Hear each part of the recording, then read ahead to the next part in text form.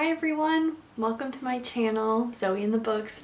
This is my first video on YouTube and I'm so excited to be starting a channel. Most importantly, I'm excited to have a community to speak about and to yap about books with. Today's video is going to be my yearly wrap-up. We're going to be discussing my year in stats, my least favorite books of the year, my honorable mentions, and then my favorite books of the year. So to jump right in, I want to start with my stats, my wrap-up stats. I use StoryGraph, and so I want to look at my StoryGraph wrap-up to start. So let me open up the application and get my recording started. Okay, so for my 2025 reading wrap-up, I read 61 books. And I read 22,719 pages.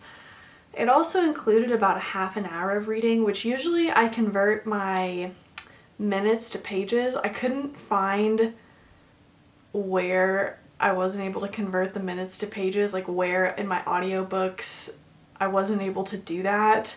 So there was like a random half hour where the minutes didn't get converted to pages. So oopsies on my part. That probably converts to like 10 to 15 pages that aren't accounted for. But my first book of the year that I finished was called Unwinding Anxiety by Judson Brewer, who's a medical doctor. And the last book that I finished was First Time Caller by B.K. Borison, which we will talk about later in the video. Regarding my books, pages, and minutes per month in 2025, pretty consistently I was reading between like 2 and 5 books a month up until the end of the year. I was furloughed starting in October through the middle of November. I'm a federal employee and I really started to read quite a bit during that time. And yeah, really honestly, I started reading like really seriously starting in August. I got sent on a training in Dayton, Ohio for 3 weeks where I didn't get to be with my husband, I didn't get to be with my pets, and so I spent a lot of time reading, which was fantastic. But I was reading a ton during that time, and you can see during that time in August I read quite a few pages, even though, you know, I only read 5 books, during that time. I think I was reading The Cosmere at that time, so I was reading some Brandon Sanderson books. Wasn't completing that many books, but I was reading a lot of pages during that time.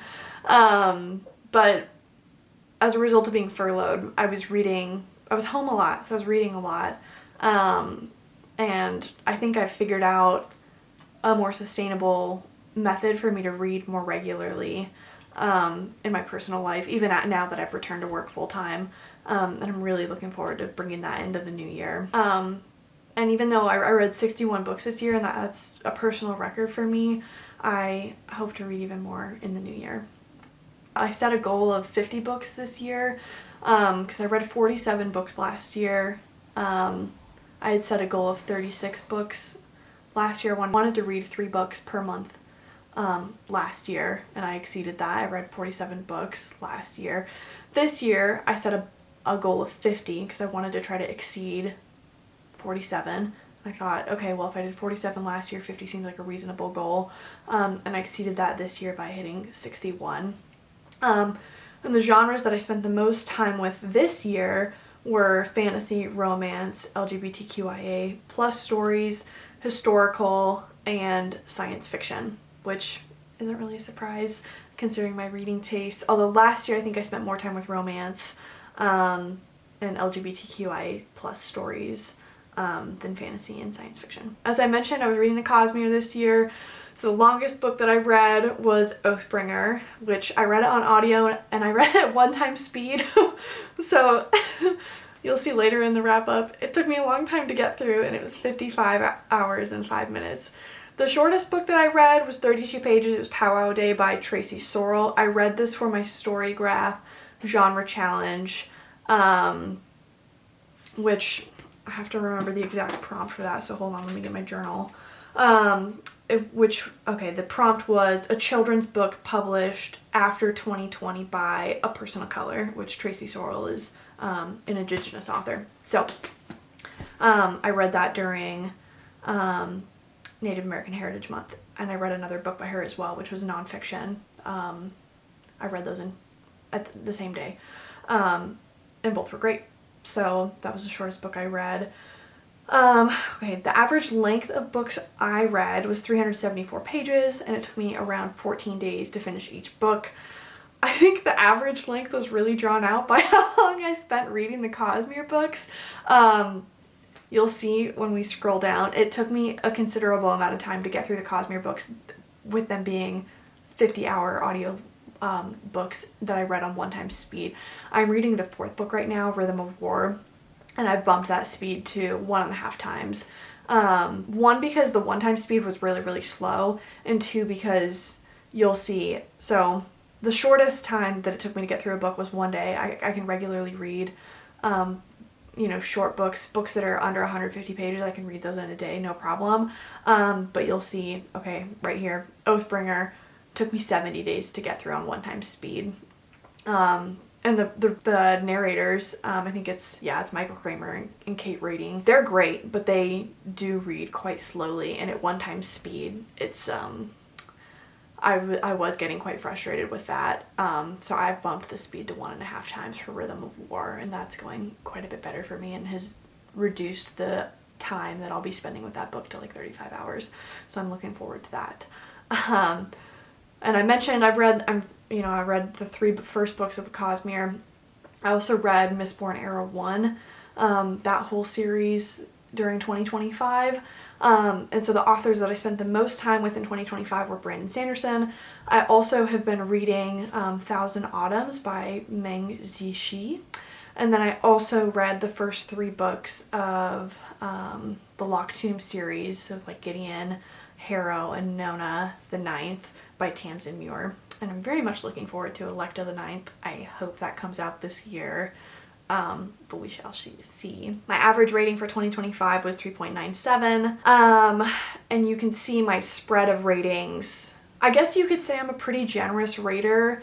My rating scale, I can explain it in more depth at a later point in time, but I give out quarter ratings, so like a 4.25, a 4.75, a 3.25, a 3.75, in addition to half ratings, because I really try to find things to appreciate in what an author is doing. Even if I don't like what I'm reading, I try to find things that an author is doing well. I guess you could say I'm a generous rater. You can see most of my ratings are between 4 and 4.75, but there's a handful between 3 and 3.75, and very few between 2 and 2.5. I don't do 2.25 or 2.75. If it's below a 3, it's either a 2.5 or a 2.0. At that point, I'm not having a good time, and I don't make too many distinctions between what I'm not liking, because at that point, I'm not having a good time. My best reading month was in April. My average rating was a 4.75. December, I read 11 books in December, and my average rating was 3.65, and I read 3,394 pages. My most shelved book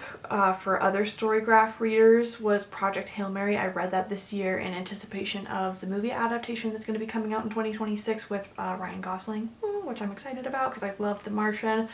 I rated Project Hail Mary at 3.5, which I think is pretty out of line with how most other people are rating Project Hail Mary. I enjoyed it. A lot of people told me I should have read it on audiobook, but I think if you have to read a book on audio to enjoy it, then like if it can't stand on its own, that's not a good sign. It's probably not good enough. My least shelved book was a book that was published in the early 2000s by a lawyer titled How to Buy Your First Home, Expert Advice from an Attorney, because Christopher and I hope to buy a home sometime in the next 5 years, and I just wanted to see, where we stood, where we're at, what steps we need to take, what things we need to be considering. And I give it a 4.5. It was really informative. It might be a little bit out of date, but I found most of the information that I got from it to be really insightful, and it was a really helpful starting point for additional research that I did on my own. The highest rated book that I read, according to other StoryGraph users was Words of Radiance. I think this is the same case for Goodreads. Like, this is the highest rated book on Goodreads, was Words of Radiance. I gave it a 4.5. I enjoyed The Way of Kings better than I enjoyed Words of Radiance, although I gave both a 4.5. And then Oathbringer, I only gave it 3.5. Or I gave it a 3.25 actually. Sorry, I gave it a 3.25. But I'm continuing with the series, and I hope that some of the issues that I had with Oathbringer are resolved in Rhythm of War. And then I'll look forward to the gut punch that I have heard that is Wind and Truth. So 46 authors were new to me, including James S.A. Corey, George Simenon. Me.Memo is the illustrator for the 1000 Autumn series that I'm reading, so I'm kind of interested why they included that. 29 of the books that I read were part of a series, and then I didn't have any rereads this year. I thought about rereading Fourth Wing in anticipation for Onyx Storm, but I didn't read Onyx Storm this year. I'm gonna read it in 2026, but I just after reading Iron Flame, I couldn't bring myself to pick up Onyx Storm. I didn't really enjoy Iron Flame, but I will be reading Onyx Storm this year. You can look forward to a vlog about that. I'm making myself read it, so exciting. And then I did successfully complete my genre challenge. I did not successfully complete my Read Around the World challenge, which I'm disappointed in. I did not get to my book about my book by an Egyptian author. I got it, but I didn't get it in time to finish it before 2026 started, which was unfortunate. But you can see at a glance, I can scroll slowly so you can see all the books that I've read this year. And if it's of interest in the comments, you can let me know, and I can do like a tier ranking of all the books that I read, or I can talk in depth about all the books that I read, because it was honestly, it was a phenomenal reading year. One thing about me is that I read really widely. I read across genres. I don't really say no to books. I'll try just about anything. There's books that I like more than others, but yeah, I want to move into some of my least favorite books of the year. So the way that I went about this is that the books that I rated 3 and below are the books that I'm going to talk about in this segment. And the reason that I did that is because the way that I do my rating scale is that for me, a 3 is just an okay book. I know a lot of people on booktube say that a 3 is still a good book, and I don't disagree with that. A 3 for me is an okay book. For me, the way that I have developed my rating scale is that a 3 I like as much as I dislike. I can usually glean things that I enjoy, I can appreciate the message, but for me a 3 is still disappointing in some way or another, especially because of the way that I've developed quarter rankings. Like if you can get a 3.25 or a 3.75, like I have found something in your book that is like redeemable. And so you've escaped being disappointing in my mind. And so if you've fallen all the way to a 3, I don't know, at this point, it's disappointing to me. It's not as enjoyable as some of the other reads that I had this year. A 2.5 on my rating scale is something that's nearing bad. It's something that I can appreciate, but I didn't enjoy it, or I didn't like it typically. And a 2 is something that's bad. Something in the book was done poorly, whether it's characters, it's plot, something technically likely was not done well. And honestly, it's a miracle that I finished it. I thought about DNFing it, or I really trudged to get through it. And so the way that I'm going to do my wrap up is I'm going to go in chronological order. It's not going to be in order of ranking, so I'm not going to go from like 3s to 2s or 2s to 3s. It's going to be in the order in which I read these books. The first sub 3 or 3 and under that I read was Cruel Winter with You by Ali Hazelwood, which was I think an Amazon exclusive novella that she put out I think in 2024 is when she put it out. I got it as as an Amazon Prime member. It was delivered for free to my Kindle and made available to me.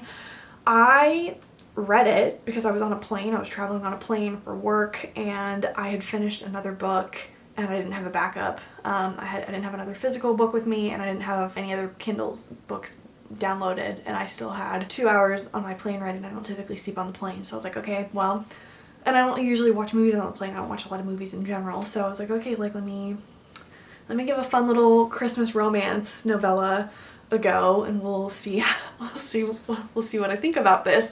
And honestly, for a romance novella, it wasn't the worst thing in the world, but it certainly was not amazing. So the circumstances of this novella, I don't remember their names, The two protagonists, they've known each other for decades. The female main character has known the male main character through her best friend. They've been mutually interested in each other because they've gone to school together. They're like a couple grades separated. And they briefly considered dating as adults a couple years ago, but decided to call it off. And this year, they're back in town for Christmas, and the female main character goes over to the male main character's house because she needs something. I don't remember if it was a cooking instrument or like a food item. I don't recall. But they're in the north. I don't remember if it's Michigan or Minnesota, one of those states. You can tell this was like not, if it's not memorable, it's not sticking with me. But, you know, as it happens in a Christmas romance, a horrible storm blows through the town, and the male main character, I think his name is Mark, convinces the female main character that she simply cannot walk the couple blocks or drive the couple blocks back to her home to be with her dad. She must stay the night. She must stay at his house to withstand the storm. She must outlast the storm with him. And they decide to kind of reinterrogate their past and their feelings for each other over shot for shot. I'm not kidding. And that's the story. I will say, yeah, I mean, for one, it wasn't memorable. For two, the characters for their age didn't act like adults. Like, they were just super juvenile, just did not handle adult conversations and adult feelings as you would expect like mid 20 to 30 year olds to handle these things. And of course that happens in real life. But I just found that to be a little bit annoying. And then also, like, during the sex scene, of course, like, they've been playing shot for shot, like, clearly both intoxicated. The male main character even goes so far to say, like, maybe we shouldn't be doing this because we're both clearly intoxicated. And she's like, no, like, we're fine. But if I had had as many shots as she had in, like, the short period of time that she had those shots, I don't think I would have been okay to be making, like, sane decisions.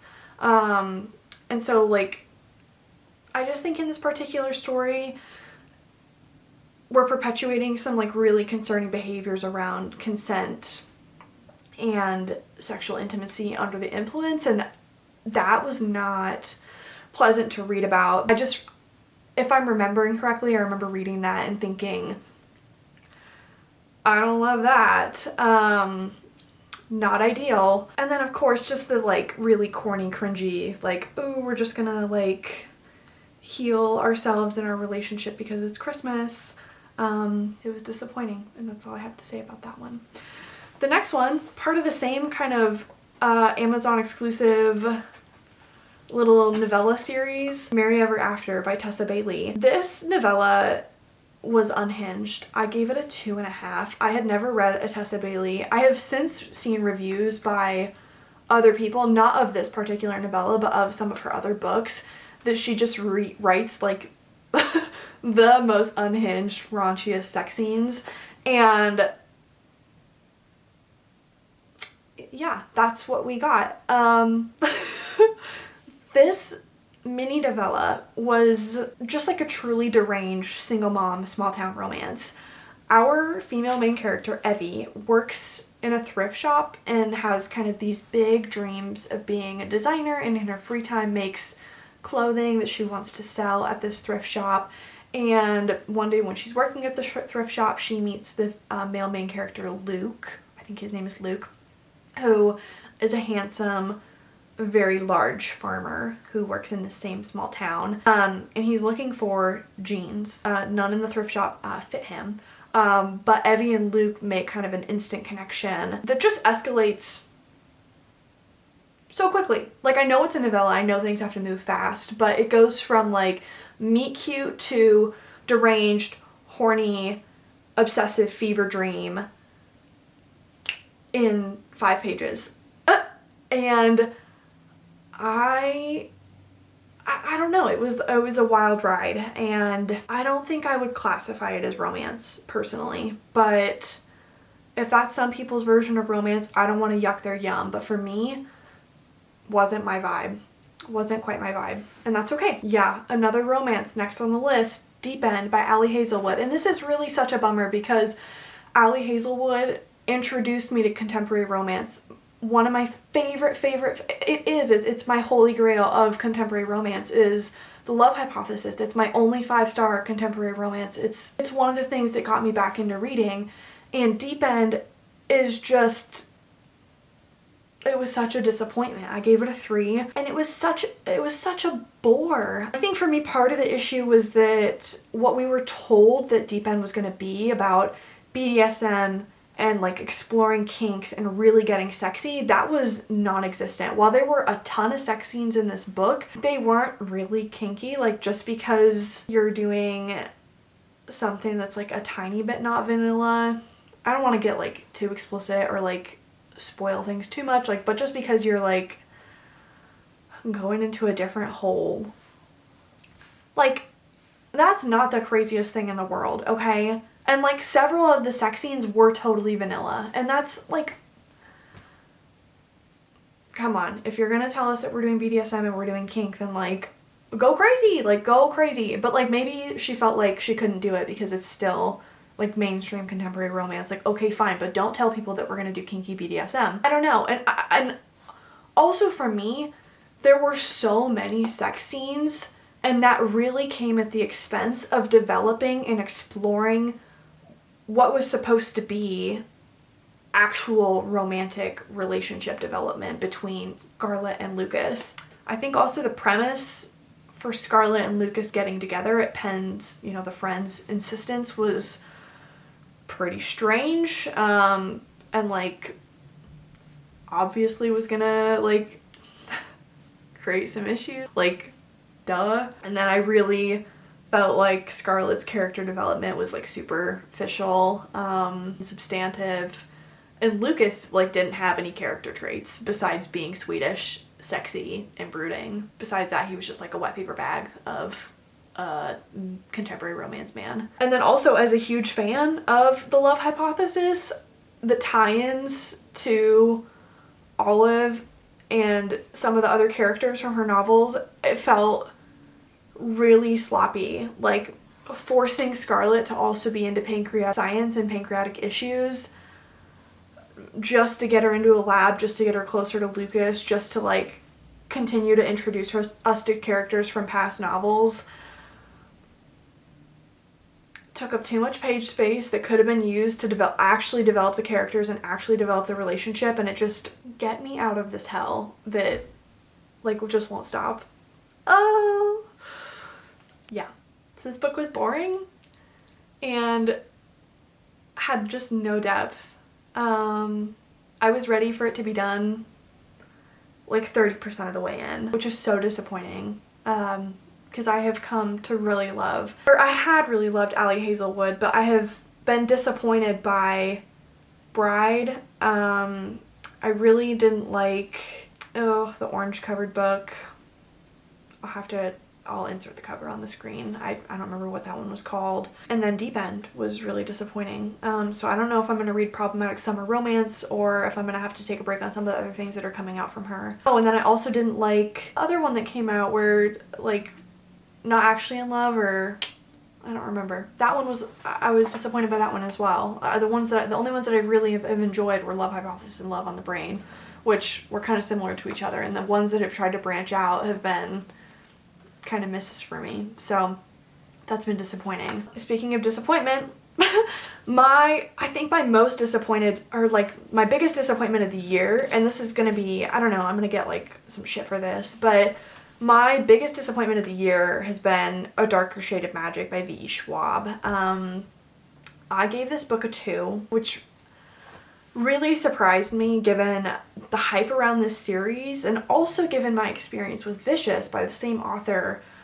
which was a book that I really enjoyed. But this book, for being, I think it was just a little bit under 400 pages, maybe under 350 pages, it took me over a month to get through this book, which is genuinely pretty abnormal for me. Usually with a 300-page book, I can get through it in 3 to 7 days, depending on, you know, if I'm reading. I usually read multiple books at the same time, so it just depends on how I'm prioritizing multiple books. But it was so difficult for me to pick up this book and struggle through. So let me tell you a little bit about this book in case you haven't heard about it. In this book, Kel, who's a magical being in Antari, can travel between the four Londons, and often does so on behalf of his adopted royal family to communicate messages between the other rulers of the other Londons, as the Ontari are able to and are kind of a dying out breed. There's not many of them left. During his outings to the other Londons, he smuggles goods, though that's not allowed. Other Londons have been sealed off since one of the Londons, Black London, was corrupted hundreds of years ago. On one of his outings, he was given a magical object from Black London that kicks off our story. To get the item back to Black London for good, gets Kell into a world of trouble and introduces him to Lila, our female main character in Grey London. Kell is from Red London. So the premise of the four Londons is one of the things that really got me into the story, is something that interested me in picking this up, but is one of the things that really felt flat for me. Schwab spent so much time on exposition and description, but I had such a hard time picturing what was being described and really understanding what was going on. And in my mind, like, what's the point? If you're going to spend so much time on describing and writing and all these pages, and I have no idea what's going on, or like picturing what it is that you're writing, why are you spending so long doing it? It was just really tough to get through.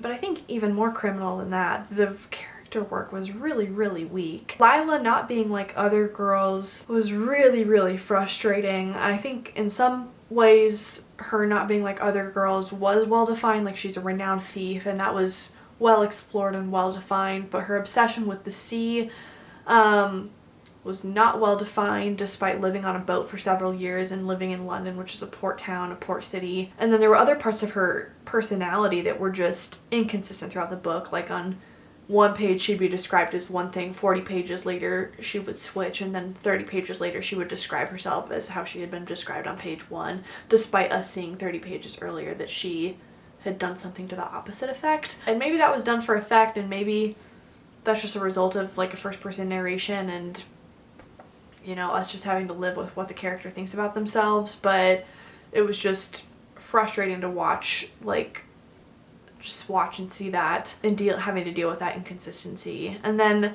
Kell too, like, he had no obvious character traits, like, he was just nothing. And that didn't feel very fair, considering like he's 50% of the book, and had so much potential as like this powerful magical being who can walk between different Londons, and I don't know, he just was. That's not ideal. And speaking of the magic system, like, it didn't take full form until the end of the book, which felt lazy, considering, like, we're in a magical world following magical characters. And the pacing was a real issue. Like, the book tried to do so much and really did so much during our time in Grey and Red London that the final sequence in White London got compressed in a way that, for me, jeopardized the ending and made it fall flat. And speaking of the ending, I really did feel like it was predictable, and I also felt like I knew where the next books would be going, and what would be occurring in the next books, which wasn't really an incentive to keep reading. Ultimately, to me, it felt like Schwab just lost control of the story, and then as a double whammy, like, couldn't keep me interested. So I won't be continuing in this series, but I can understand like why people are interested in this series and why like this is their brand and their flavor of fantasy.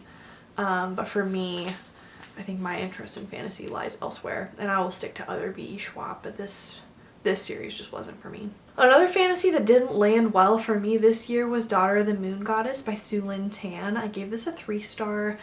I DNF'd it in 2024, and I probably should have just left it there, but it helped me to fulfill my Read Around the World challenge. Sue Lynn Tan is she's a Malaysian author, and also it's a really popular duology that I wanted to see what the hype was about. One of the issues that I had with this book is that the book opens up as if Xingyin is an actual child, which would have been fine. And like, part of that is because she doesn't have any relationship, and she's been so sheltered as a result of her mother's imprisonment as the moon goddess. But Shingen doesn't have any relationship with anyone besides her mother and her caretaker.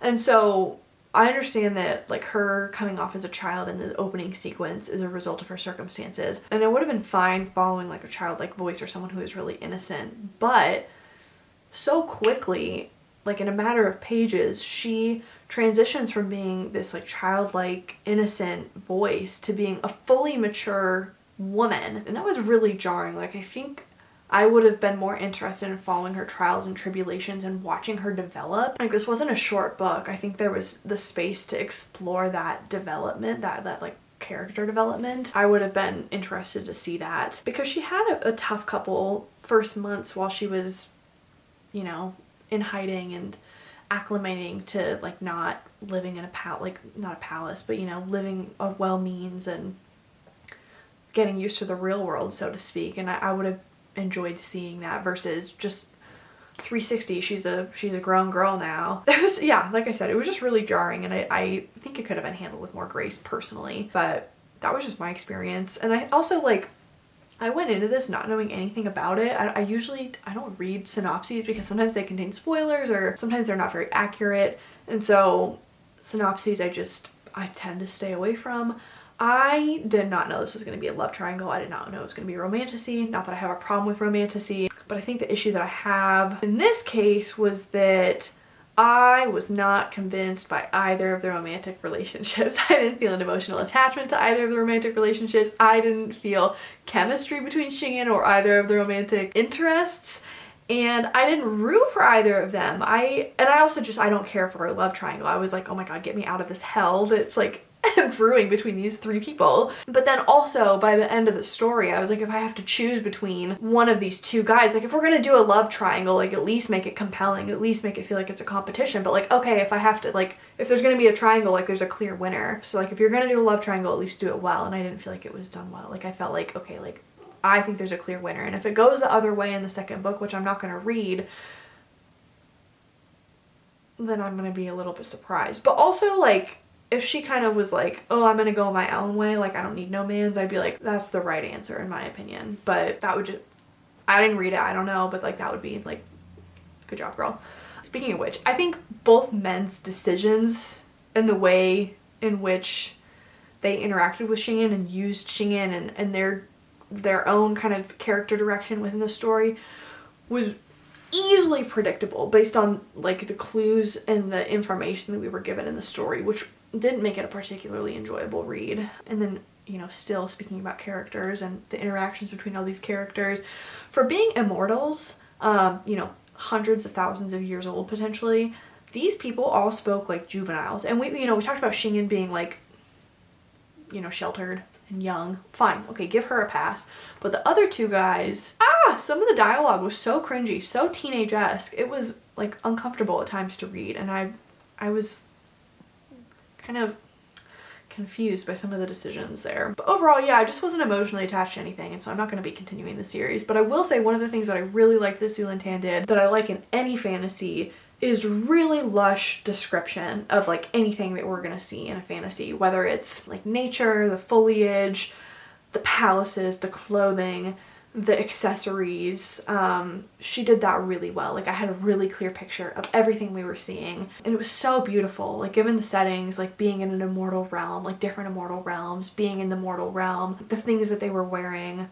I loved that. That was very well done. And so that was one of the reasons that we got bumped up to a 3, is because the descriptions were really well done. Even if like I didn't feel an emotional connection to any of the characters and thought the romances fell flat, that was done well. My next book, my next disappointment, is Mr. Penumbra's 24-Hour Bookstore. I gave this a 2. This is my last 2 for the year. I desperately wanted to love this book because I think, you know, 15-ish years ago, I guess almost 20 now, it was a really popular book, you know, kind of out of the recession era. The premise of this book is that Clay Janin, who's a graphic designer, he lost his job around the Great Recession of 2008, and he decides, you know, he needs money. He takes a mysterious job at a 24-hour bookstore working the overnight shift. His duties, his only 2 duties, are to record the mysterious patrons at this 24-hour bookstore who swap way backlist books and then to not look in any of the way backlist books. Of course, curiosity gets the better of him. He looks in one of these books, and we are supposed to be swept off into an interesting adventure to uncover the mysteries of these way backlist books. It's an intriguing premise, but the execution fell totally flat for me. None of the characters had any personality traits.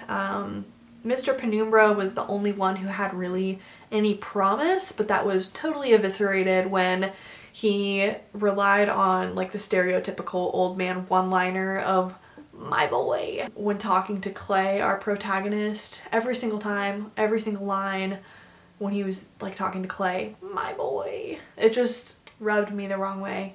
Maybe for some people that's fine, but it just felt like, oh, he's an old man, like let's just get it in there every time. And I was like, come on. Like, yeah, sometimes older folks have like particular ways of speaking, but really? Like, this just feels like stereotypical poking fun that's like not actually fun. It just wasn't enjoyable for me. And then I just felt like the book too was trying to force itself into like an RPG role-playing game archetype. So Clay and his friends, since they were young, have an interest in role-playing games, and because they're going on this adventure to kind of figure out the mysteries of the way backlist books, they have to treat it like an RPG. But I think the problem is that any RPG that I've ever played is like 1,000 times more interesting than what this book delivered.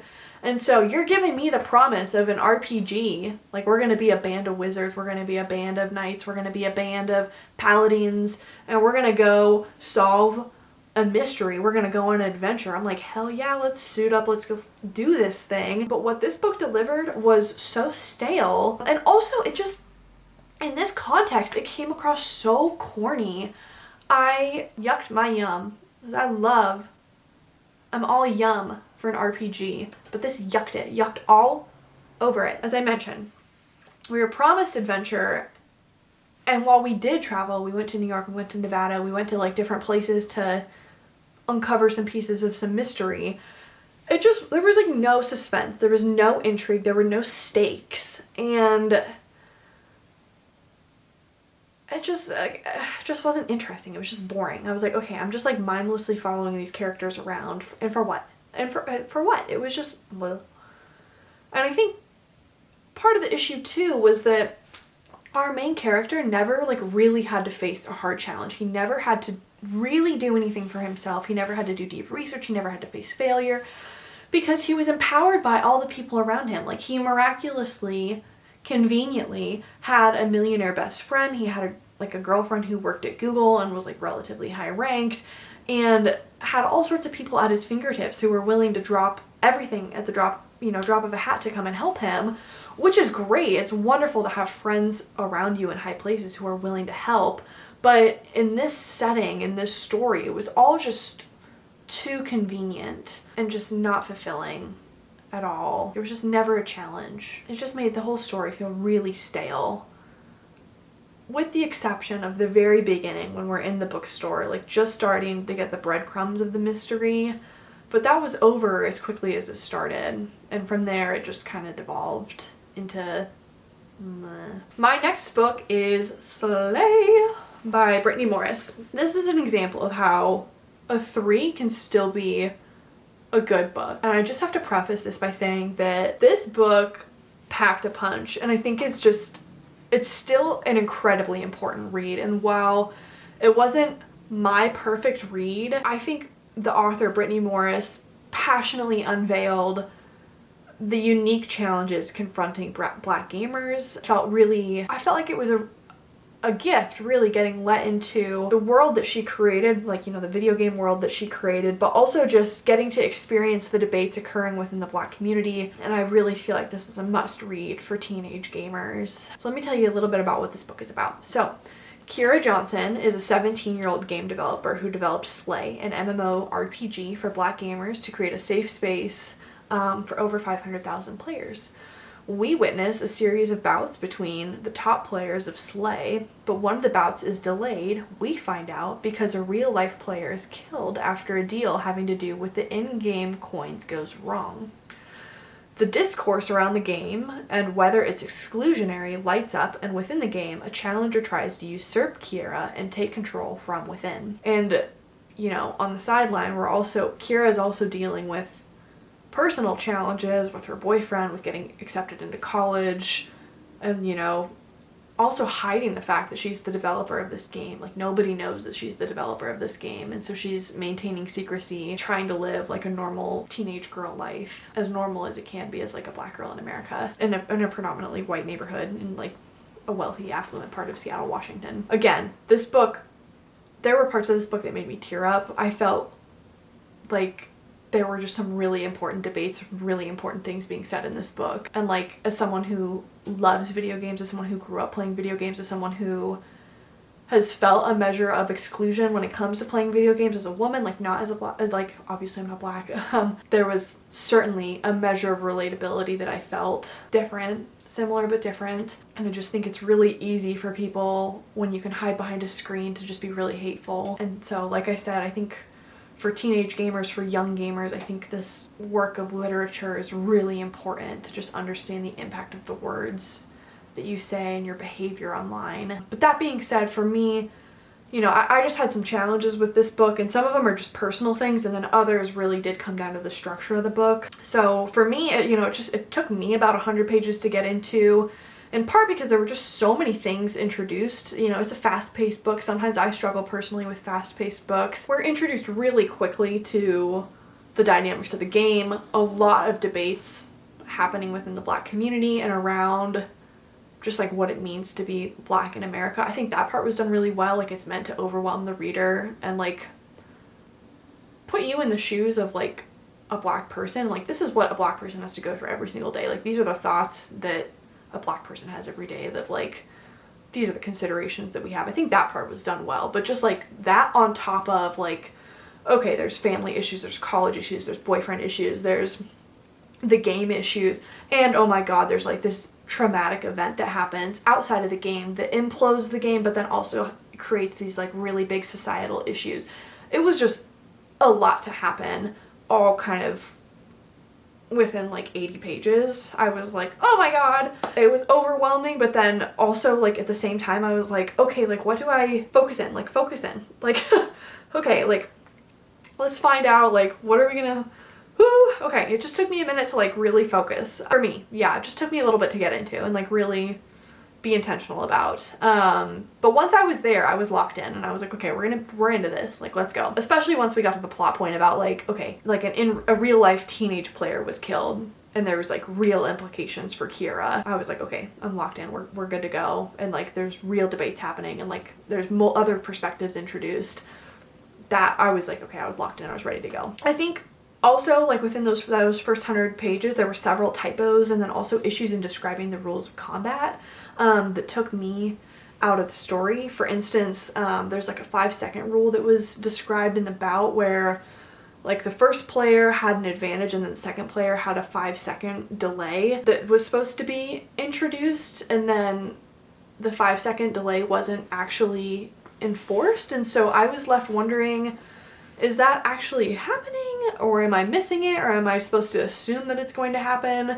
And so I had to reread those pages a couple times, and I'm still left wondering to this day, like, did that actually happen, or am I insane, or like I don't know. But when I'm left thinking that hard about it, it just takes me out of the story a little bit, and that, you know, just hinders my own personal enjoyment a little bit. And then also, like, this is just for me like a challenge when it comes to reading young adult fiction. And again, like, I think this is really important for teenagers and young adult readers, but like for me personally as like late 20s, for me, it's a challenge to read about 17-year-olds like wanting to have sex and being very explicit about their sexual desires.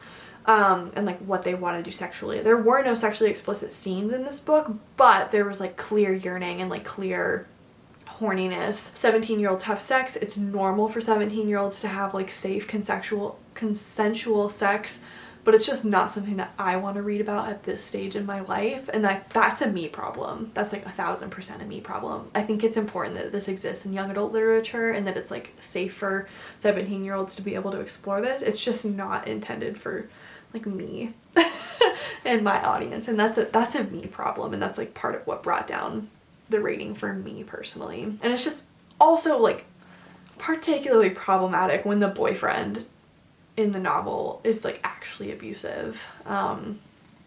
So again, like that's a me problem. Additionally, I think the friends, you know, the relationships with friends in the novel were a little bit weak. And then the use of time in this book felt really wonky and unrealistic. Like we would be told like, okay, like it's, you know, 3 o'clock or whatever. You know, Kira's hopping into a game. She's playing one bout that's, you know, presumably doesn't take 5 hours, but then all of a sudden it's 8 o'clock and I'm like, huh? Like, I mean, maybe the bout takes 5 hours, but like, I don't think so. I mean, like, I'd be shocked, but I mean, it's her world. Maybe it takes that long. I don't think so. But like the time warping, I think, happened a couple times. And I think both the friends and the time elements were clearly manipulated to support the plot. And for me, when it's so obvious that I can just see it, I can see the author bending and warping these things that are supposed to be realistic in a realistic story, I just struggle with it. It impacts my enjoyability. And then finally, I just found the ending to be really frustrating. We got kind of like an epilogue-like information about one element of the story, but then nothing else. And I am still confused about that, like why we would get it about one thing but nothing else.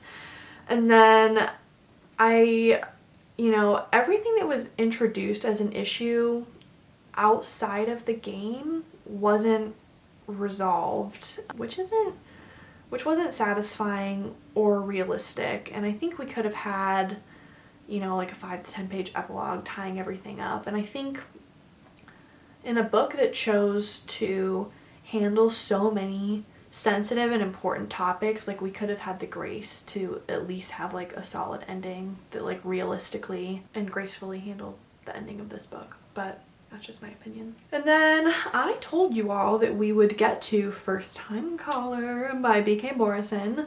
Unfortunately, it's on the low end of the scale for me. I gave this a 2.5. I just don't think B.K. Borison is for me. I read Mixed Signals last year. I think I gave it a 3 or a 3.5.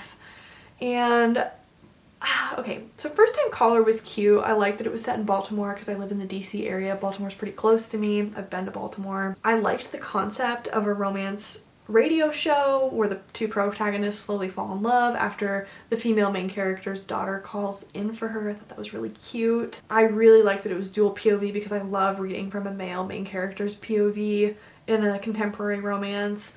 And then I thought the side characters were, for the most part, a strength to this novel, with the exception of Patty. I thought Patty fell flat. Like, I didn't have a clear idea of like who she was, except for that she just was a character, but I didn't know anything about her aside from her existing and like working at the coffee shop and like being a friend to Lucy.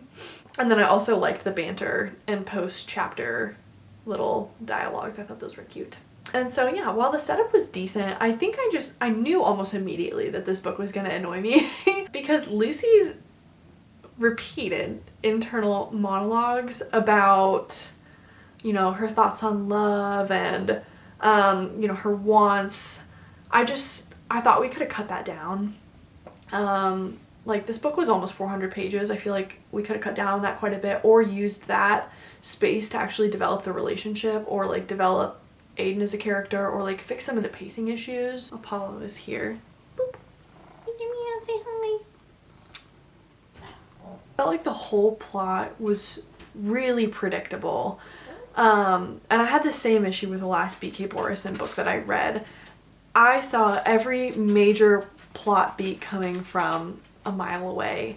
And, with a contemporary romance, I can know that they get together, but I want to be surprised along the way. I want to kick my feet. I want to giggle. I don't want to know what dates they go on. I don't want to know what fights they have. I don't want to know how it is that they choose to get together. I want to be surprised. It's the same with a mystery thriller. Like, you might solve it by the end, but you don't want to know what the major twists and thrills are. You don't want to be able to guess that, you know, otherwise what's the point? It doesn't make it for a very fun or surprising reading experience. And then finally with this book, you know, the sex scene was just unnecessarily long and both under and over descriptive. And we just got a lot of Aiden's inner monologue, which I think, you know, for a little bit was fun because you get to see his yearning and just how excited he is. But then just got to be like a lot, like, pull it together, bro, pull it together. You can do it. And just like a lot of doubting himself. Okay, that's it for my 8 lowest reads of the year. At this point, I want to move on to a high note. I've been talking for a long time about, you know, books that I was disappointed in. Now I want to turn it on to a high note. And, you know, we'll start with my 5 honorable mentions. These are books that I rated 4.75. These were books that were almost a 5, but, you know, my heart or my head just couldn't justify it for some reason. But, you know, were still just some of my favorite books of the year.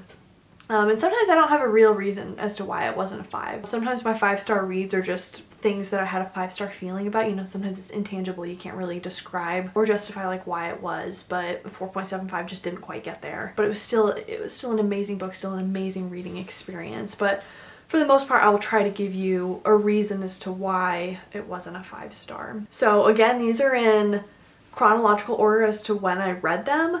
And if it's a series, there is one book from a series, but in that instance, the 2 books that I read from the series got the same rating, so I just lumped them together. So no need to worry about like them being in different areas or being duplicated. So my first honorable mention was Becoming Little Shell, A Landless Indian's Journey Home by Chris Latre. So I mentioned that I'm from Montana, and this book came to me highly recommended by my grandma Callie and her good friend Dolores, who used to teach literature and English language studies as a professor. And I am just so glad I read this book. So this book is part memoir, part narrative nonfiction about the story of Montana's Little Shell tribe fighting to gain recognition as an officially recognized tribe by the United States government.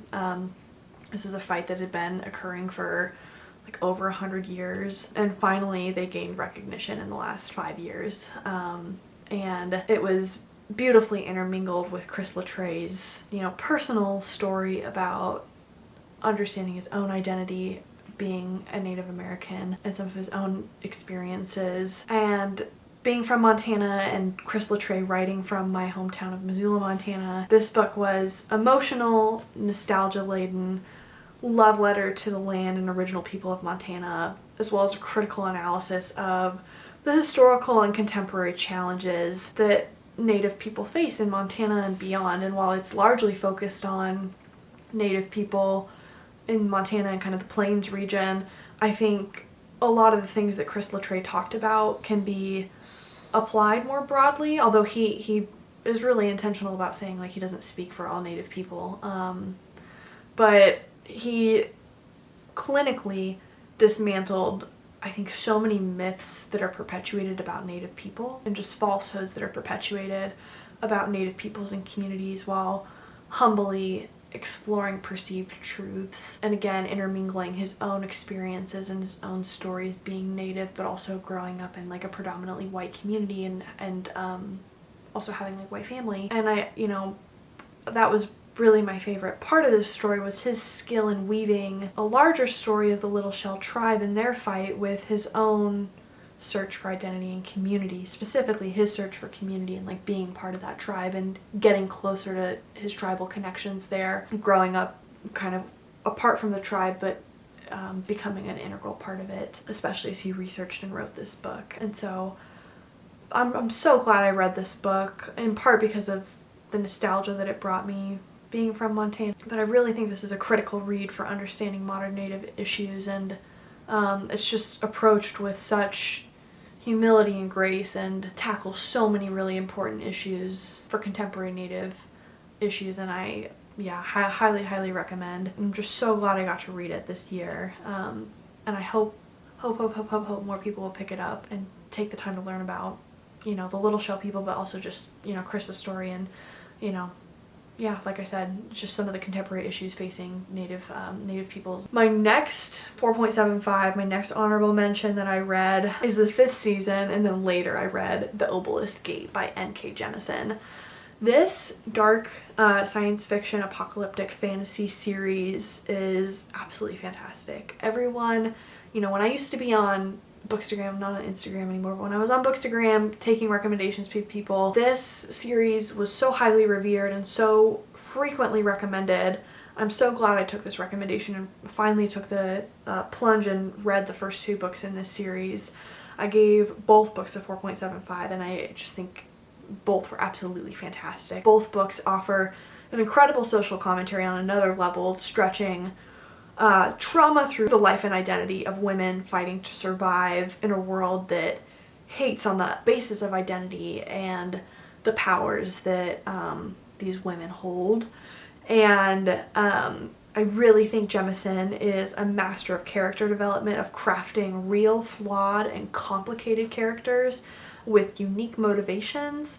And I think Jemisin also built a really compelling world and captured the apocalyptic survival essence of the environment in a way that I haven't seen done before. Like, reading her world at the end of the world, I thought was brilliant. It was so dark, so grisly, layered on top of the social commentary that I mentioned, layered on top of these, again, really compelling characters. It just made for such an amazing read. And the feelings that it creates for the characters, but also for you as the reader, just created such an amazing reading experience. And I definitely teared up reading both in the first book and the second book, and I am scared to read the third book, but I'm very excited, and I'm like tearing up thinking about it now because it was just an emotionally devastating read, and I'm just very much looking forward to getting into the final book, even though I think it'll be a little bit of a disaster for me,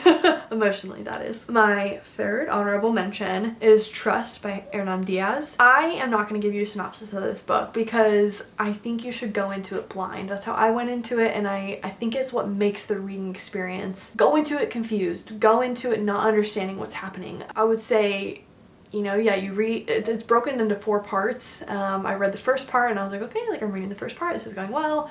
I'm reading the second part and I'm confused. I start reading the third part and I'm like, what is going on? And then by the 4th part, you're putting it all together. And you know, what I will say is that this book really made me think critically about wealth, power, relationships, and who gets to shape what stories and who ultimately gets the power to say and shape the truth. And what I will say is that Diaz's writing sings, and that the story is full of so many surprising twists and turns, and I know I'm not really telling you what it's about, but I hope that you will trust that Diaz creates really compelling characters and knows how to effectively push the story along, appealing to your curiosity to, you know,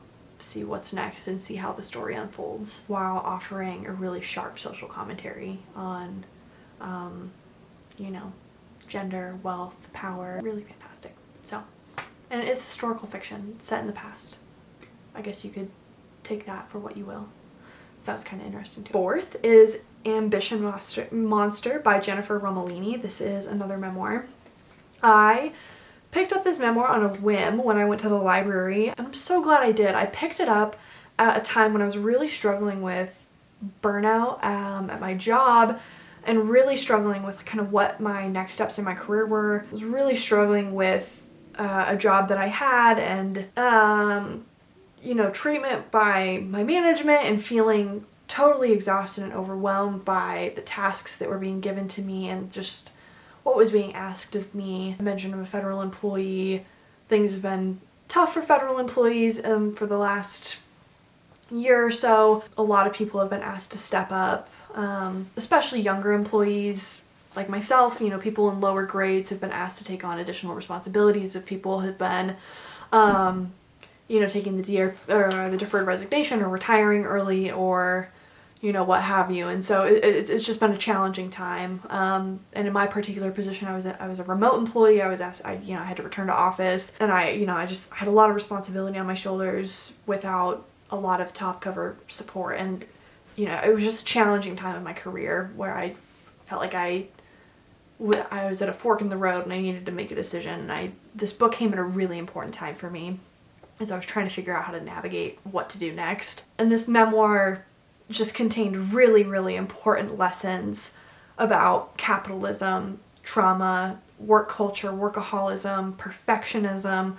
womanhood, gender and relationship dynamics, the power of leadership, especially in the workplace environment, and the insidious corrupting power of money and wealth.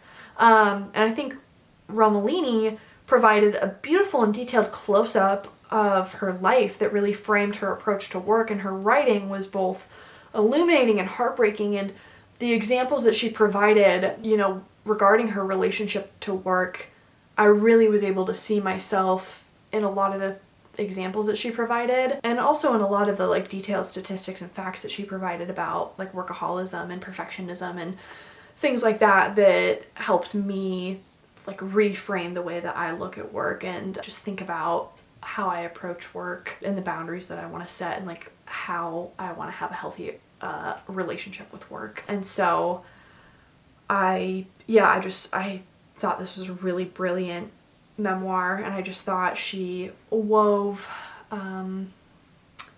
a really lovely tapestry of her life, her experiences with work in a post-capitalist society, and the lessons she learned throughout. And I really feel so lucky that she's chosen to share so much with us, and that I got so much out of it. And that's why I gave it such a high rating and why it's on my honorable mentions list. And I think for people who are struggling with burnout, struggling with workaholism, struggling with is this it? Especially for those of us who worked so hard in college, worked so hard in master's degree programs to then get into your first jobs or your first couple jobs and think is that it? This was a really important read for me in trying to guide and think through a healthy relationship with work, and that work isn't the be all end all, that there's more to life. Really, really, really profoundly grateful to have read that memoir. And then kind of on the memoir nonfiction train, my final honorable mention for the year is My Withered Legs and Other Essays by Sandra Gale Lambert. This book I read for my StoryGraph genre challenge. This was one of the only genre challenge books that went well this year, and is part of the reason that I'm not doing the genre challenge next year, because it historically hasn't gone very well for me. But this one landed in that challenge. What was the exact prompt? To do an essay collection by a disabled author. And boy am I glad I read this one. Alright, Lambert's writing packs a punch emotionally, and her essays, I think, move effortlessly between evoking anger and disgust, humor and joy, with disdain and wonder. I thought she brilliantly covered living a long life, adapting to living with her disability. She has polio, lesbian love, her relationship with her pet, writing in older age. She didn't start writing until she was an older author, in her 40s or 50s. The mother-daughter relationship, those were some of my favorite essays. Her travels, and then the infuriating injustices of the medical system. Those were also some of my favorite essays. The collection, I thought, balanced messages at the intersection of disability, sexuality, and aging with everyday experiences. She really grounded us with, some of these high-level messages with, her everyday experiences, just being an everyday, just being a human being, and reminding us that, she's a person. She's just first and foremost a human being with everyday goals and aspirations and experiences, which is really important, and was really profound and beautifully done. My favorite essays in the collection were Relationship Tips, The Last Party, Battle Stations, Alligator Protocol, and I Say My Name. The essays that didn't resonate with me were Spanish Lessons and Day 35. And the reason I say that they didn't resonate with me were I didn't think they connected to some of the overarching themes as well. That's not to say they weren't well written. I didn't think they connected to the bigger themes as well. They just didn't feel like they belonged in this collection as well as some of the other ones did, but that's not to say that they wouldn't you know, hit with other audiences. I believe this essay collection won a Lambda Prize this year for like lesbian nonfiction writing, and I can absolutely see why. I'm so pleased I picked up this collection over a more popular collection, and I just highly recommend it. This was another collection that put me close to tears, particularly again the writing about like the mother-daughter relationship, and her writing about like not being listened to in by her doctors or by her surgeons, despite like coming in with chronic pain or coming in with infections after like getting chemotherapy and like incisions. Horrifying. And then just some of like the everyday injustices she faced when she was younger, having polio.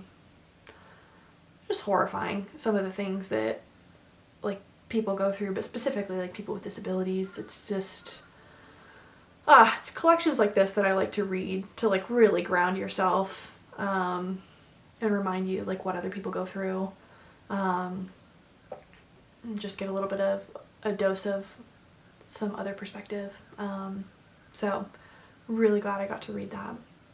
Alrighty guys, buckle up. We're here for our final 5, my favorite books of the year. And again, these are in chronological order in which I read them. They are not in ranked order. You cannot ask me to rank these. I don't have an answer for you. Genuinely don't have an answer for you. So my 5-star, the way that I rank a 5-star is just an amazing book. It's based on gut feeling and technical things. It's an instant favorite, amazing throughout. You get that 5-star feeling, but it does have to live up to technical standards, technical rigor. If it doesn't, then I'm disappointed. I'm sad. It's not reaching a 5. Like if there's typos or if there's like real issues with plot or character or, you know, some of the other things that I've mentioned earlier in this video, then like it's not going to be a 5. So the first 5-star book that I read this year was The Hero of Ages by Brandon Sanderson.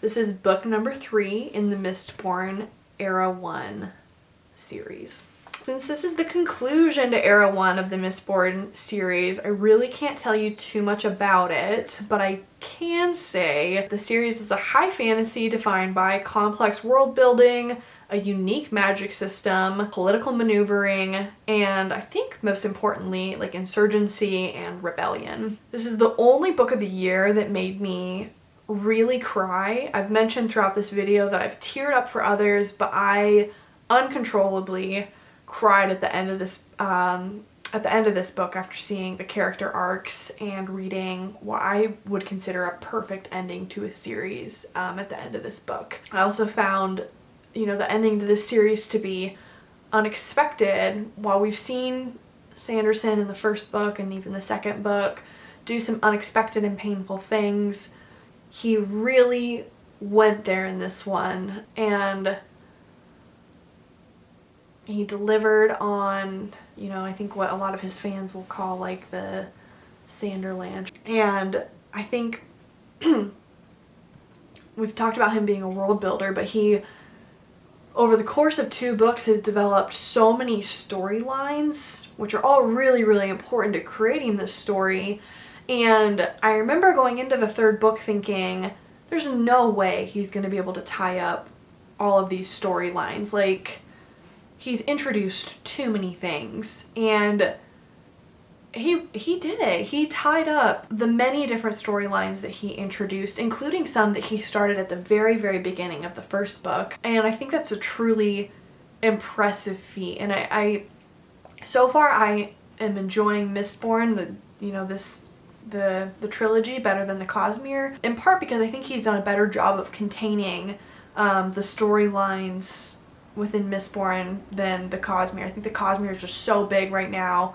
It feels like it's getting a little bit out of control, and I trust that he's going to be able to rein it in, because he did the same thing with like Wheel of Time. I haven't read Wheel of Time, but I've heard from people that he did a good job of being able to contain and control and pull together all those storylines. He did the same thing with Mistborn. He had all these storylines that you felt like were going to balloon out of control, and he just pulled them all together so beautifully. And so emotionally, and I think people kind of shit on Sanderson for like not being able to do things like, you know, complex storylines and like, you know, not really doing high fantasy and like not really doing plot very well and not really doing world building, but like dude is out here creating whole religions. He is creating incredible characters, incredible character arcs, incredible storylines, highly complicated political scenarios, political scheming, and whole ass insurgencies and rebellions. And I found it to be very impressive, very well done, very emotionally moving, and yeah, an excellent reading experience. And seriously, the third book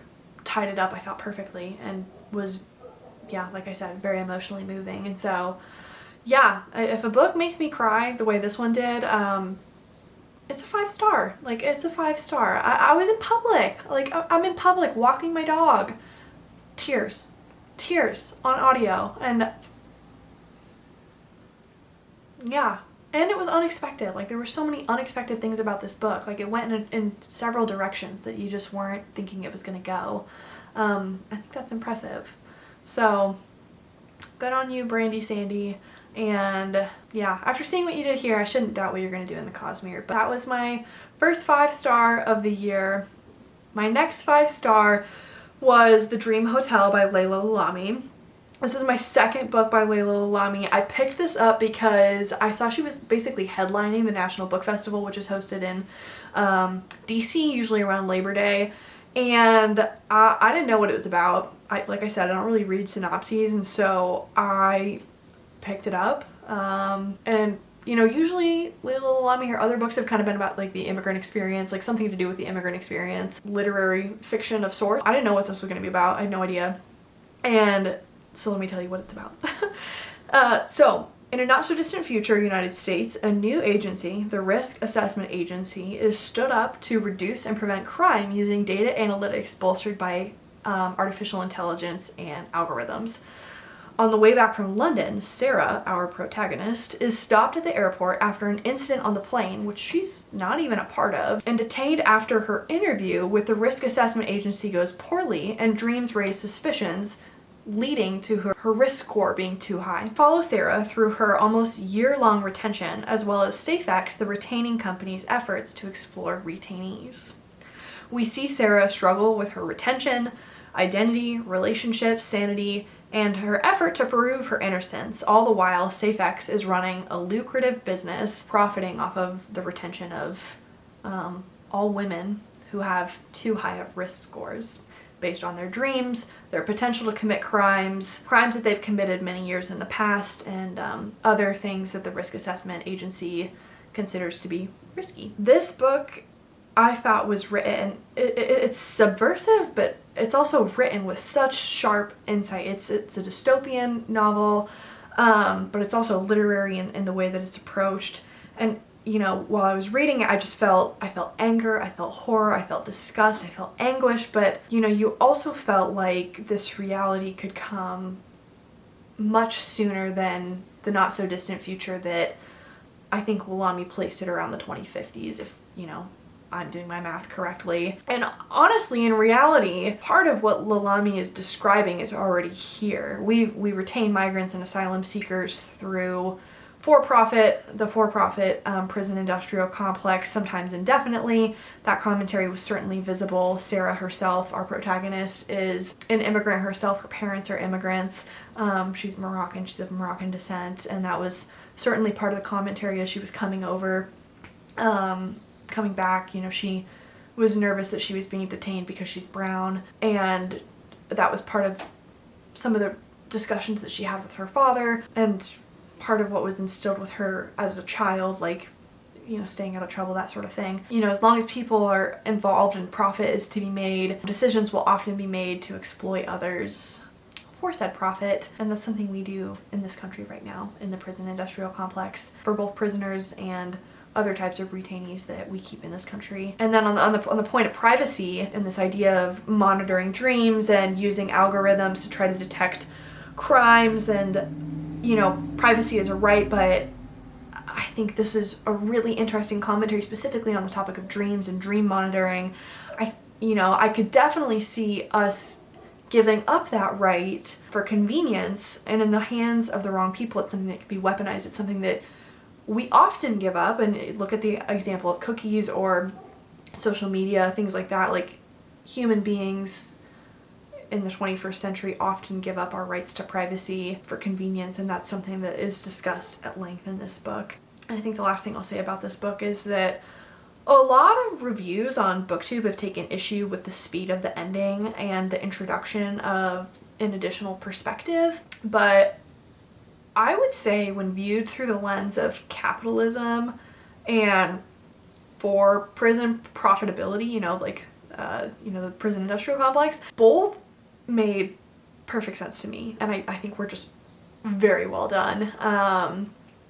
Like I said, I think Lalami, this book was incredibly subversive and written with such incredible insight, and I think the ending and the additional perspectives and some of the letters that we got to see, and like the meeting minutes that we got to see from the Safex employees, things of that nature, were just incredibly insightful and so well done. So I don't know, this book is one that I cannot stop thinking about, and I just think it's an incredibly important book to be in discussion right now as we think about in the 21st century and in this age of rising AI, as we think about privacy and bodily autonomy and data analytics, and specifically with respect to like crime and crime statistics and predictive analytics and things of that nature. So I don't know, the future's coming fast and it feels kind of bleak, but it's books like this that help us to think critically and try to avoid a future that is exploitative and takes advantage of, utilizes capitalism to,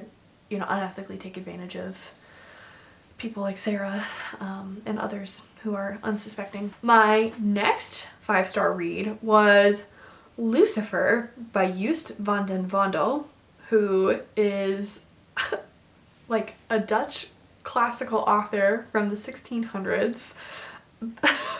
I read this and I pitched this as part of my like in-person friend book club, and I was shocked when it got selected. We all do it's a very democratic book club. We all pitch options, and then we all vote on options, and this was the highest rated option for our book club, and I selected it for last October, and I'm so glad we read this. I read Dream Hotel and then I read Lucifer, and it was back-to-back 5 stars, and I couldn't believe it. It was incredible reading month of October. But Lucifer, and so I'll just preface this by saying I didn't grow up religious. I was not familiar with the story of Lucifer. So for those of you who might not be particularly familiar, Lucifer, in the eyes of Joost van den Vondel, is the retelling of the rebellion of the Archangel Lucifer from Lucifer's / the rebellion's perspective. I actually learned that this is required reading in the Netherlands, much like Shakespeare is required reading for many American and British students, and Van den Vondel is one of their great national literary treasures, and after reading Lucifer, I can certainly see why. Vondel wrote a nuanced and therefore controversial retelling of the fall of both Lucifer and man in the late 1600s that was performed only twice before being banned. And I think it was banned because Vondel, was really too convincing in his argumentation and depiction of Lucifer.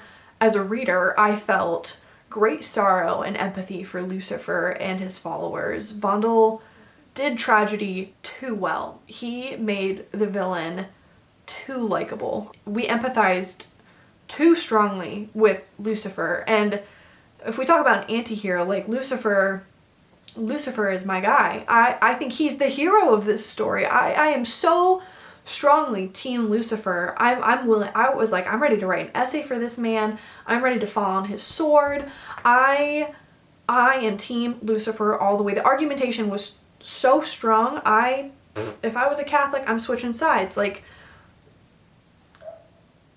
And that's why this play got banned. And I think another interesting piece about Van den Vondel is that he was a Reformed Catholic, and so I think he's writing from a really interesting perspective of trying to show empathy for people who, are coming at faith a little bit differently, and trying to show empathy for people who maybe just don't believe the same way that you do, and trying to show a little bit of grace for people who, like, not everyone's evil if you just don't believe the same things, and like maybe that's the perspective that he's coming at it from, which is, you know, seems like a reasonable stance to take. But I just think Vondel did such a good job with his characterization, his descriptions of Eden and the heavens, as well really with his argumentations. They were just so strong on both sides really. But you know, I walked away with the message that while God cannot be opposed in heaven, I'm not convinced that he should not be. Lucifer in this telling is, in my mind, a symbol for the oppressed and for the rebellion, and a voice for those that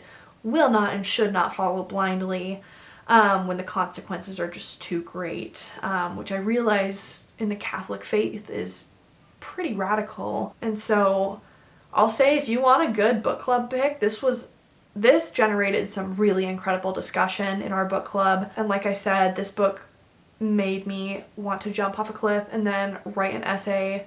It was a totally invigorating read, which, you know, you think like a book written in the 1600s, like probably not the most invigorating read, but like I loved every second of reading this book. The experience was so good, and I am Team Lucifer all the way. Like, I'm Team Lucifer all the way. I really, I don't want to offend the folks who are religious, but I just think, at least in this telling, the way it was told, I don't know, Lucifer and his followers were definitely wronged, and that's all I'll say. My fourth 5-star read was Beautiful World, Where Are You by Sally Rooney. So, this is my first Sally Rooney. I've been sleeping on Miss Sally Rooney. I read this on audio, and it was narrated by Aoife. I think it's Aoife McMahon, and she was phenomenal. She brought all the Irish characters to life in a way that I don't think I could have. That's not to say had I read it like physically it wouldn't have been a good read. I still think it would have been 5 stars, but her acting was truly phenomenal, and just the Irish voices, like I can't do that in my head, and it just really brought it to life for me. Yeah, and you know, so many people love Sally Rooney. And I've heard of people talking about Intermezzo this year, of course, and I've heard a lot of people talk about Normal People, but I had never heard of this particular title, Beautiful World, Where Are You? And, you know, I wanted this year to read a book about a group of friends. It was something that was on my personal book bingo board. So I picked this up after searching for friends in Libby, and I was totally stunned. This book primarily follows Alice and Eileen and their friendship, but also their love interests, Felix and Simon, respectively. Alice is recovering from a psychotic break in the Irish countryside by the sea, and Eileen is wallowing in mediocre contentment post-breakup and amid family drama. Simon is hopelessly in love with Eileen. Felix is scared to let Alice get close. We watch as they come together, fight, have sex, and reconcile. Amidst the raw emotional moments, there are moments of immense wisdom about the human condition, love, politics, capitalism, climate change, fame, sexuality, religion, friendship, and introspection. This book felt like the perfect reflection for being in your late 20s or early 30s and wondering, is that it? And trying to decipher the meaning of it all, or really trying to appreciate the relationships that you have. There were a ton of quotes that I love. I'm hoping to get the physical copy of this book so I can reread it and like annotate it, take some notes in it. And I just appreciated that Rooney chose to create this book because there were just so many raw, intimate, real, and emotional moments, and I'm really excited to read some more by her. My final 5-star read of the year was Caliban's War by James S.A. Corey. I saw this author duo at the National Book Festival 2 years ago, and the way that they carried themselves, the way that they spoke about the Expanse series, and also the way that they spoke about other books and kind of their philosophy on writing, I just knew I had to pick up this series. And actually, I bought Mercy of Gods, which I don't know if you're able to see on my bookshelf. It's down here. I bought the Mercy of Gods, which they had just come out with in 2024. At the time I bought their brand new release. I got it signed by them. But I wanted to read The Expanse first, because they, you know, that was their first series. I wanted to check that out first. I haven't read that other one yet, but I will eventually. And so this is number 2 in The Expanse, and everything that book 1 did well, book 2 did better. It was book 2 juiced on steroids, goated, okay? Mysterious plots, the grisly details, the political intrigue amidst a larger picture, the excellent dialogue and characterization, the space battles, the heartbreak. It was all better in this one. And that's saying something, because book 1 I rated a 4.5. Like, the book 1 was good. So The Expanse so far, like, I don't want to give too much away, and every story is a little bit different, but The Expanse so far is an adventurous space opera that focuses on multiple perspectives as different individuals work to save the human race from an alien-engineered biochemical weapon that was designed to take over a host, proliferate infections, and decimate the population. Book 2 focuses more on the political maneuvering, which is part of why I loved it so much. There's a year-long gap between the first book and the second gap, so we see the original crew's kind of relative devolution, especially after the horrors that we saw in the first book. You know, think like maybe some undiagnosed PTSD, some unresolved emotional trauma of like what the original crew, Holden and his crew, saw in book 1, not being resolved up until book 2. But we're also introduced to several critical new characters in the second book that really made Caliban's War sing for me personally. The first is a high-ranking, no-nonsense United Nations political operative, and the second is a Martian gunner. These two brought what I think this book and this series really needed: true badass feminine points of view. While Naomi from the original crew is great, we don't get first person perspectives from her. She's just like kind of a sidekick to Holden as like, and they also represent non-Belter faction, one being from Earth, one being from Mars, so non far out space factions. And then they also represent diverse experiences and worldviews. Avasarala, our UN operative, she's quite a bit older, and then she's a high-ranking political official. It's a very different perspective than like a space crew.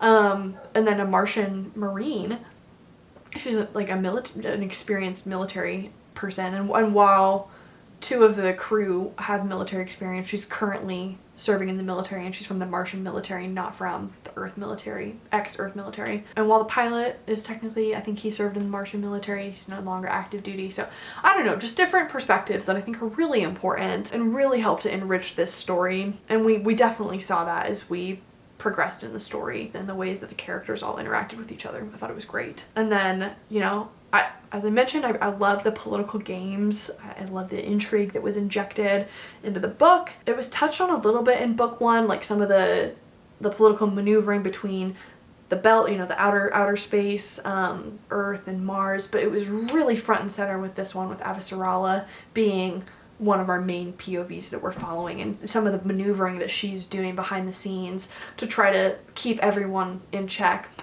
And I just love that. I love that. And then an additional new character that we were introduced to, Prax. Also great to have around because he's a scientist and he's able to explain some of the scientific things that are happening in the book in a natural way that doesn't feel like, okay, the authors just have to info dump some stuff. Like, he's able to just like very naturally in dialogue explain some things, which just felt very comfortable and normal.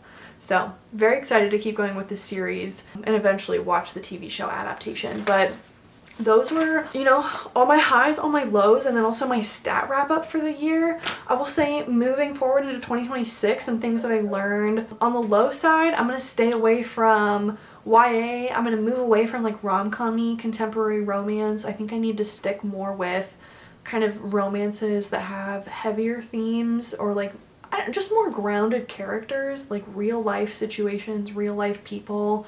I think that would be more effective for me. And then also LGBTQIA stories I tend to do much better with than heterosexual romance. And then for fantasy, I tend to do better with high fantasy, grisly, dark fantasy, or like science fiction fantasy, kind of genre bending fantasy. And then yeah, I don't know. I mean, I'm very happy with the 4.75s and 5s. I'm pleased to see how much nonfiction was in my honorable mentions. I think that's a clear indication that I need to, you know, continue to try to reach for nonfiction in 2026. But thank you so much for joining me. If you stuck here all the way to this ending, I know I've been talking for a long time because it's starting to get a little bit dusky outside. Let me know what you think of my tops, of my bottoms. Let me know if you've added any to your TBR, or if you have any recommendations for me based on like all the information that I've shared with you. And Again, just a reminder, these are just opinions. I don't want to yuck your yum, don't yuck my yum, and just know it's just an opinion, and it's totally subjective. Reading is subjective. That's part of what makes it so fun. We all have different tastes, different authors cater to different readers, and that's part of what makes this community so fun. So very much looking forward to seeing you all in the next video, and appreciate you joining me for this crazy long video that I've created for my first one.